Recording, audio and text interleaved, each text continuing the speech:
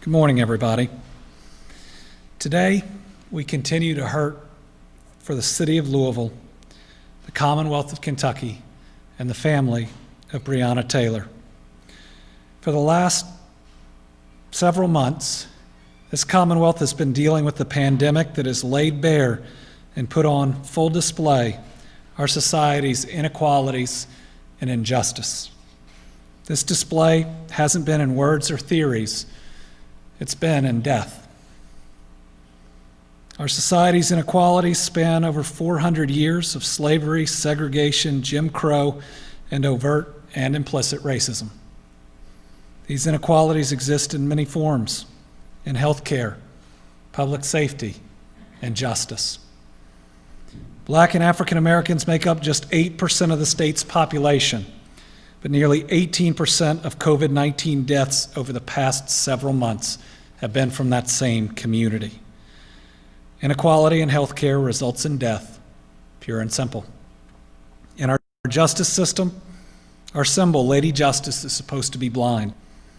But many in our state feel, rightfully so, that color is all that's seen. Our incarceration rates bear that out, and the incidents from Louisville with Breonna to Minneapolis show it is very real. Disproportionate death. In my short time as governor, I've seen and I've felt a lot. I've had individuals try to create fear and terror in my own family, but that's been a few days, maybe a week, certainly not a lifetime. I will never understand how it feels to carry the frustration and fatigue of racism in a world and a country that has failed to address it in a meaningful way. So in many ways, I cannot feel that pain, but I can listen to others describe it. I can learn from that experience, and I can do as governor whatever I can to help. Today, we have the mother of Breonna Taylor, Tamika Palmer, here. Tamika is to give voice to her daughter, to that request, to that demand for justice. But I also know a request that her daughter's legacy is not marred by violence. She's here today with Lenita Baker, and I want to make sure that we all not just listen, but we hear Tamika as she gives voice to her daughter.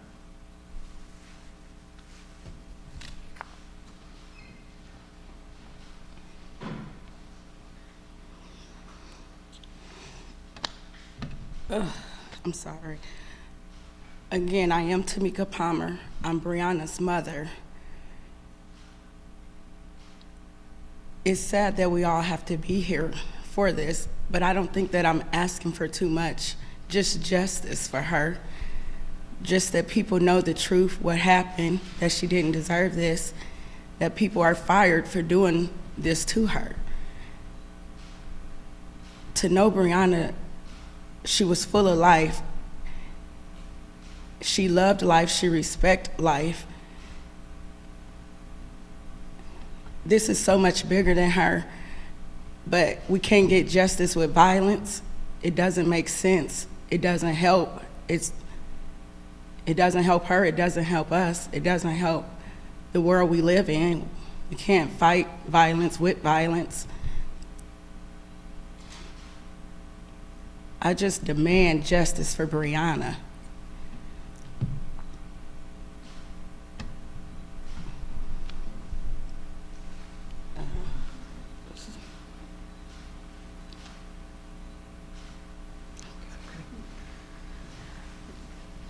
And now, on behalf of Mrs. Palmer, Lenita Baker will take some of your questions on this, and then I'll address last night's event.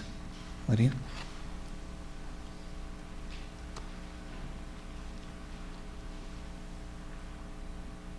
Questions? So I guess, just to reiterate, so what you're looking for is for LMPD to fire the police officers who were involved in the shooting? Is that what you're looking for? Yes, that is the request, that the police officers involved in the murder of Breonna Taylor are fired and ultimately charged. We understand that there's different offices that handle that, but we would ask that Mayor Fisher terminate these officers. There's no reason that they are still on LMPD payroll as we sit here today. You've seen in Minnesota, you've even seen in Georgia, where they've taken swift actions against police officers for misconduct. But here, all we keep hearing about is due process. However, Breonna Taylor did not get her due process. And so we are asking that they be terminated and eventually charged. How do you feel about the misconduct during the protest? I know that protesters don't get done, but do you feel like police conduct appropriately?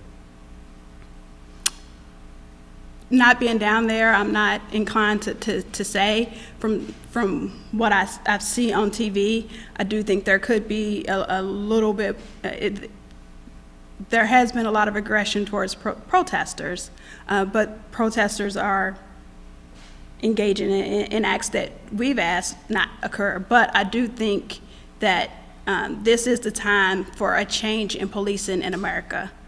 We've seen in Minnesota where police are marching with protesters. We've seen compassionate police departments, and that's what we need to see across America in order to open up and build the rapport between communities and police departments nationwide.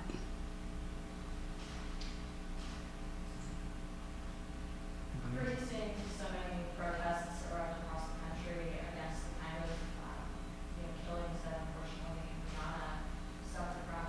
What's it been like to see sort of response across the country, and do you feel that it sounds like you feel like here in Louisville the authorities haven't done enough to provide justice? There's not been enough done here. The police officers are, again, still employed by LMPD, still being paid by LMPD. They've been placed on administrative duty. That is not enough. We know that they recklessly shot into Breonna's home. We know that they put not only civilians in harm's way, killing Breonna, but they also put other officers in harm's way. So they have enough at this point to terminate them from their employment. As far as across the country, this is showing we need a change in the way that we police. That's what America is speaking up on. The time is now. So. Tom Moore? Let me walk you all out. I'll be.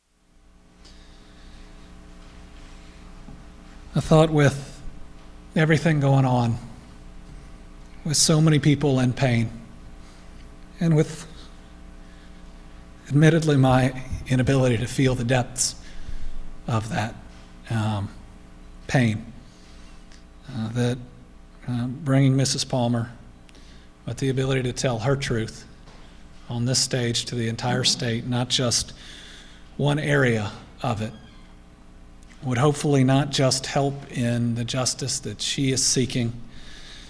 It would help people feel that their voice and their message is being heard, including right here in the highest levels in Frankfurt.